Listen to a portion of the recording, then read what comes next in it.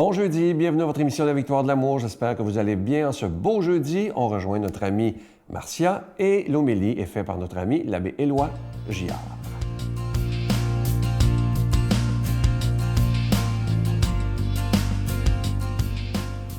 Bonjour tout le monde, je suis tellement contente le jeudi, tellement contente de commencer ma journée avec vous. Puis j'espère que ça fait un petit plus, ça vous donne un petit plus dans votre vie et que ça fait une différence dans votre journée. Je vous parle du petit plus que les autres apportent dans notre vie parce que lundi, donc le 12, ce sera l'Action de grâce, une journée où on célèbre, où on s'arrête pour reconnaître. À l'origine, cette fête-là, c'était pour reconnaître les belles récoltes que les cultivateurs, les agriculteurs avaient eues. Et avant d'entrer dans l'automne et que l'hiver arrive, bien, on prenait un moment où on reconnaissait, on disait merci à ces récoltes. Bien, moi, j'aime beaucoup cette journée-là, qui a une importance assez capitale parce que je trouve ça bien intéressant, puis je trouve qu'on devrait le faire plus qu'une fois par année, mais s'arrêter, non pas pour reconnaître ce qu'on a semé et ce qu'on a récolté au sens propre, mais au sens figuré. Et si on a pu récolter, c'est beaucoup grâce aux autres. Oui, bien sûr, c'est grâce à nous parce que nous sommes en vie et nous avons notre vie et nous la menons.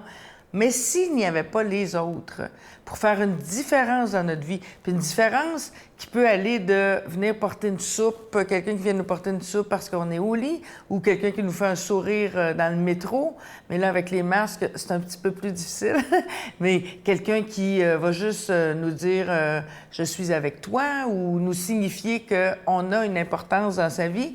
Et moi, ça, je vous dirais que je le souligne à l'année. Et depuis des années. Et comment je fais ça? J'ai toujours une valise ou une boîte de cartes. Moi, j'ai une collection de cartes. J'achète des cartes.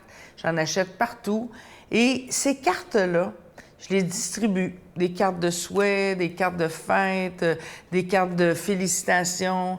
J'essaie d'en prendre des cartes qui ne sont pas rattachées à un anniversaire, mais qui sont plutôt au sens large, qui signifient mon appréciation d'une personne. Une carte de merci, de remerciement. Celle-ci, ça dit « J'aime tout de toi ». Celle-là, bien, faut pas lui dire, mais elle est pour mon petit-fils, Gustave. Je vais lui envoyer une carte, puis comme ça, pas pour son anniversaire et pas pour souligner quoi que ce soit d'autre que le fait que j'aime tout de lui. Puis c'est vrai que j'aime tout de lui. J'en ai plein des cartes comme ça. Et au gré des réflexions par rapport à ce que les gens m'apportent, bien, je sors une petite carte, j'écris un petit mot personnalisé et je vais soit porter dans la boîte aux lettres ou j'envoie par la poste. Et ça a son effet. Puis je fais pas ça pour me faire aimer ou pour impressionner, mais juste pour signifier, prendre le temps par un geste puis quelque chose de concret, de dire à la personne « Tu es importante pour moi, tu fais une différence dans ma vie, tu ajoutes de la beauté à ma vie. » Puis je pense qu'en ces temps de l'Action de grâce, c'est important de se le rappeler, ça. Notre Père qui es aux cieux, que ton nom soit sanctifié, que ton règne vienne, que ta volonté soit faite sur la terre comme au ciel. Donne-nous aujourd'hui notre pain de ce jour. Pardonne-nous nos offenses comme nous pardonnons à ceux qui nous ont offensés. Ne nous laisse pas entrer en tentation, mais délivre-nous du mal, car c'est à toi qu'appartient le règne, la puissance et la gloire pour les siècles des siècles. Amen. Mon Père, je m'abandonne à toi. Fais de moi ce qu'il te plaira. Quoi que tu fasses de moi, je te remercie. Je suis prête à tout, j'accepte tout, pourvu que ta volonté se fasse en moi, en toutes les créatures. Je ne désire rien d'autre, mon Dieu. Je remets mon âme entre tes mains. Je te la donne, mon Dieu, avec tout l'amour de mon cœur, parce que je t'aime. Et que ce m'est un besoin d'amour, de me donner, de me remettre entre tes mains, sans mesure, avec une infinie confiance, car tu es mon Père. Je suis tellement content de vous parler de mon nouveau livre. C'est le cadeau du mois d'octobre. J'y ai mis vraiment tout mon âme, tout mon cœur. Il s'agit du livre Les anges messagers de Dieu. Découvrez l'ange qui vit avec vous. Vous savez que le mois d'octobre, c'est le mois des anges gardiens. D'ailleurs, leur fête était le 2 octobre dernier.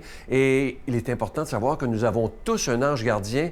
Pas dès notre naissance, dès notre conception, il y a un ange gardien qui s'occupe de nous, qui nous protège et qui nous guide, évidemment, si on veut bien l'écouter. Il ne s'impose jamais. Alors, un livre qui est facile à lire, écrit en gros caractères, et je vous donne des exercices aussi pour être capable de rentrer en contact et d'être capable d'avoir une belle relation avec votre ange gardien. Il n'y a rien d'ésotérique là-dedans, parce que si Dieu a voulu qu'on ait un ange gardien, il est normal qu'on puisse communiquer avec lui. Alors, je vous rappelle que c'est avec un don de 25 $ et si vous en voulez deux, avec un don de 40 $. Je vous donne l'adresse. La Victoire de l'Amour, case postale 120, succursale Boucherville à Boucherville, le J4B 56. Je vous la redonne. La Victoire de l'Amour, case postale 120, succursale Boucherville à Boucherville, le J4B 56. Également par téléphone, par carte de crédit du lundi au vendredi de 8h30 à 16h30 dans le 514-523-4433, 523-4433 ou sans frais le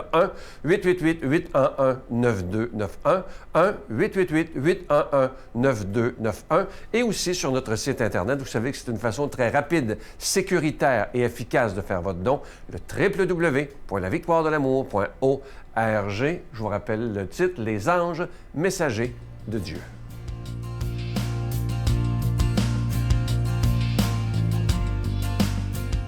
Mon Dieu, donnez-moi la sérénité d'accepter les choses que je ne peux changer, le courage de changer les choses que je peux et la sagesse d'en connaître la différence. Amen.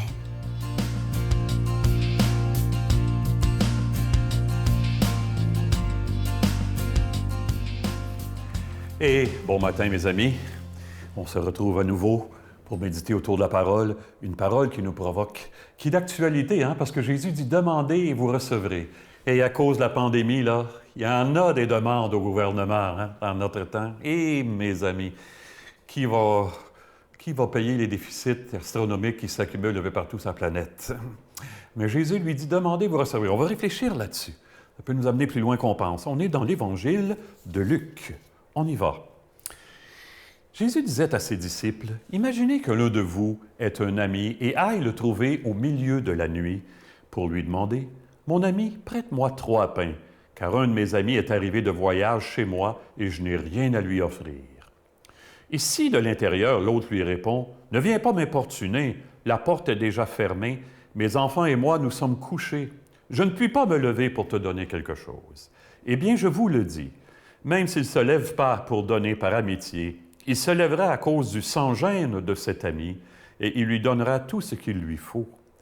Moi, je vous dis, demandez, on vous donnera, cherchez, vous trouverez, frappez, on vous ouvrira. En effet, quiconque demande reçoit, qui cherche trouve, à qui frappe on ouvrira. Quel père parmi vous, quand son fils lui demande un poisson, lui donnera un serpent au lieu du poisson? Ou lui donnera un scorpion quand il demande un œuf? Si donc vous qui êtes mauvais, vous savez donner de bonnes choses à vos enfants, combien plus le Père du ciel donnera-t-il l'Esprit Saint à ceux qui le lui demandent? Et quand le pape François, il y a quelques années, est allé à un voyage aux Philippines, un pays très pauvre d'Asie, je ne sais pas si la scène était prévue d'avance, mais il y a un jeune qui a posé la question au pape devant tout le monde, très Saint-Père, pourquoi tant de jeunes ici sombrent dans la prostitution et la drogue? Pourquoi tant de souffrance? Qu'est-ce que j'ai répondu? Le pape a dit, il a posé une question à laquelle on ne peut pas répondre par des mots, ou pas seulement. Et là, il l'a serré contre lui. C'est beau, ça. Ça voulait dire, tout ce que je peux, là, je vais le faire pour vous autres. Je vais me donner jusqu'au bout tant que je peux. Je vais être avec vous autres. Il me semble que c'est la meilleure réponse qu'il pouvait donner. Qu'en pensez-vous? C'est ce que Dieu fait avec nous. Quand on crie vers lui à cause d'une situation souffrante, injuste ou révoltante, il nous montre la croix de son Fils. Je suis avec toi, j'ai tout donné pour que le monde change selon mon cœur. Et c'est déjà accompli au fond de toi puis autour de toi. Avez-vous remarqué les paroles de Jésus pourtant? Hein? Voici ces mots, « Moi, je vous dis, demandez et vous obtiendrez. » Ailleurs dans l'Évangile, Jésus, hein, il dit, « Vous avez appris que, eh bien, moi, je vous dis. » C'est très audacieux à imaginer la scène. Qui oserait changer la parole de Dieu à l'époque? Ça n'a pas passé, évidemment. Vous avez appris que, eh bien, moi, je vous dis. Mais là, aujourd'hui, moi, je vous dis. Alors, c'est important. Puis il dit, demandez et vous obtiendrez. Jésus, il insiste pour qu'on demande. Tant mieux ceux et celles qui demandent et qui obtiennent réponse dans la prière, qui obtiennent une paix puis qui continuent à avancer malgré la souffrance. Mais on va se dire les vraies affaires à matin. On est là pour ça, hein? Tant de gens ont l'impression que Dieu ne les entend pas, d'un grand vide intérieur. Je vais vous parler d'une sainte. Les gens commencent à savoir comment est-ce qu'elle a vécu des souffrances épouvantables. C'est Mère Teresa de Calcutta. Durant les 50 ans de sa vie religieuse, a connu des ténèbres intérieures effrayants. Elle en parlait dans son journal. On pensait, parce qu'elle donnait des conférences, puis elle a fondé des communautés partout sur la planète, puis ça faisait du bien, on pensait qu'elle était éclairée. Écoutez bien ce qu'elle écrit. S'il y aurait tant d'autres espaces aussi, elle en parle. « Je parle de l'amour de Dieu alors que j'aspire de toutes mes forces à y croire. J'appelle, je m'agrippe et il n'y a personne pour me répondre, personne pour me raccrocher. Où est ma foi? Au plus profond de moi, il n'y a que le vide et l'obscurité. Mon Dieu, quelle souffrance douloureuse! Je n'ai pas la foi. » Hey, c'est la plus grande sainte du 20e siècle, la plus populaire peut-être qui dit ça. Vous vous imaginez, hein? On pensait qu'elle était en communion directe avec Dieu. Pas du tout. Elle continuait parce qu'elle sentait comment ça faisait du bien. Hey, si Dieu... Quel héroïsme, là. Moi, je prie Mère Teresa. Quel héroïsme d'avoir continué. Mais si Dieu avait permis ça, justement, pour permettre à tous ceux et celles qui vivent des souffrances terribles et qui se sentent si loin de Dieu, d'avoir la grâce de continuer. Si Dieu avait permis ça. En tout cas, moi, c'est comme ça que je le vois. Hein? Les prochaines années de l'Église, vous le savez comme moi, comment est-ce qu'elles vont être difficiles.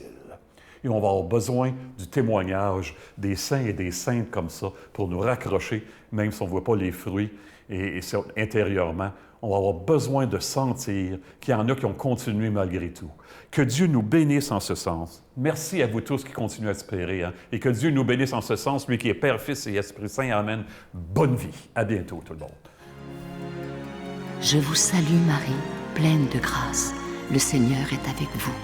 Vous êtes bénie entre toutes les femmes, et Jésus, le fruit de vos entrailles, est béni. Sainte Marie, Mère de Dieu, priez pour nous pauvres pécheurs, maintenant et à l'heure de notre mort. Amen.